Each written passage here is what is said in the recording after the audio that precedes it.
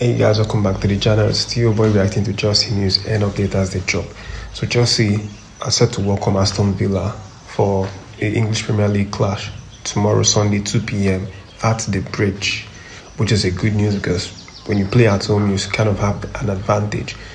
But Chelsea are still being disturbed or set back by lots of injuries, lots of injuries. But some guys are obviously coming back. People like Caicedo has come back and is in contention for tomorrow's fixture. Remember, he didn't play the last match, but other guys like Broja, Badeshiu and the rest, they are still kind of coming back. I'm not sure if they are going to make an appearance tomorrow, but then it's a must win tomorrow. And I have left my preview for the match, the formation and the selections that I think would be the most suitable for this match, and I've selected my best Chelsea players to feature in that match.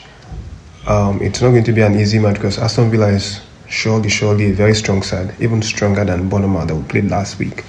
But Chelsea is always a bigger team, and we expect Chelsea to come back to winning ways in that match. So just watch the video. I did a voiceover over the formation and had my say about what I wanted tomorrow's selections to be.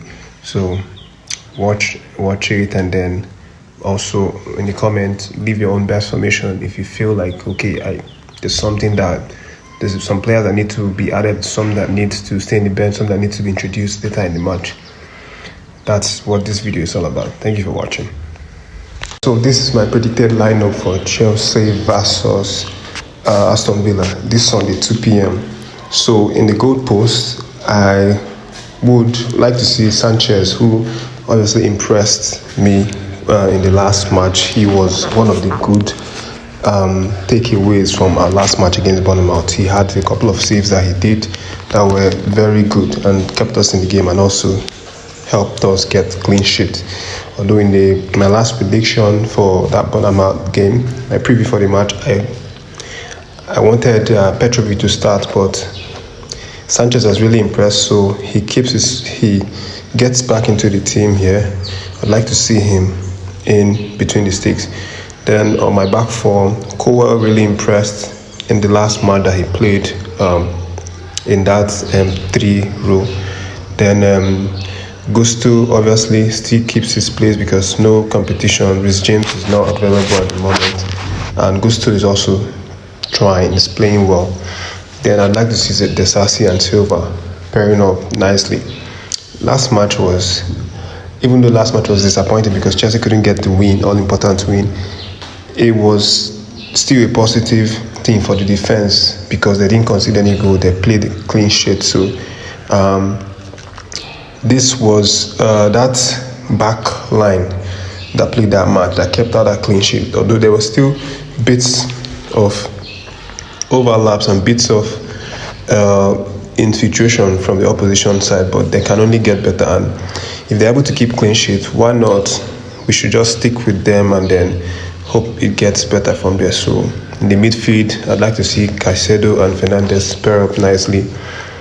Last match was a bit of a disappointment from Mauricio Pochettino because he pushed Enzo way too up to the attacking midfield role, and Enzo completely lost in the match. If you can agree with me, he was completely lost in the match. Enzo, that we used to know that is involved in the game, controls the game, is arguably the best player in every match so far, except for last match, was completely lost against Bournemouth. So I would like to see him brought back into that midfield, pairing with Caicedo, and then on that up front attacking midfield role, Palmer should start the match. Poch didn't start Palmer in last match. He brought him out to make a cameo, and it kind of felt like a waste because the guy didn't even know what to do. He didn't play anything.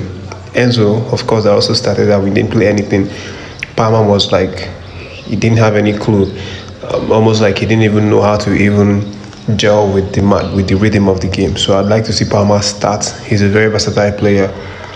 If he plays in this position, I'm hopeful that Chelsea's attack will be very, very exciting. More fluidity, more the ability to create chances, more ability to also score goals. Palmer is someone that can shoot. He can play with his team. He can, help create more options for attack. Then I'd like to see Modric retain that left wing flank because not because he played well in the last match. He didn't play anything, but because I've always been one of the people that wanted Modric to have a consistent match appearance. Maybe that's the reason why he hasn't really been top of his game. I want to see him play 1, 2, 3, 4, 5 matches on a row and then see what he makes out of it. So he started the last match. I want to see him in this match again.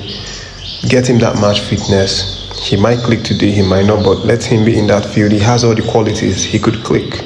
It's very possible. So I'd like to see him retain that play in that position. Sterling also retaining this side. I would rather go for Madueke, but Sterling has been, if anybody can be excused in terms of performances, I think Sterling has earned the right to get that pass mark over the past 2, 3, 4 games. So he keeps this position and he has an attacking threat based on the last 2 or 3 matches that we've seen. All Chelsea's attacking threat have virtually come from Sterling. So I'd like to see him pair up nicely. He might be subbed in the second half and Madueke comes in, but starting the match, I would prefer Sterling right now. Of course, Jackson stays up front while Broja continues to recover. I'd like to see Jackson do more of focusing on aiming the net, focusing on putting the ball in the back of the net. He missed a lot of chances. This is no news. In last match and in other matches as well, there have just been lots of miscalculation, lots of less confident Jackson that we've seen. It wasn't like that in preseason. It wasn't like that with Villarreal. But the EPL just started and all of a sudden Jackson lost all his confidence. I'd like to see him play with a little bit more confidence and get that goal. Not all about the link-up plays, but also aim for the post, aim for on target. A little less about shot power or hitting the ball too hard, but more about aiming for the post, more about aiming for shots on target. Alright, that's my predicted lineup for this game. You guys can leave your preferred predicted lineup in the comment section, and thank you for watching the video.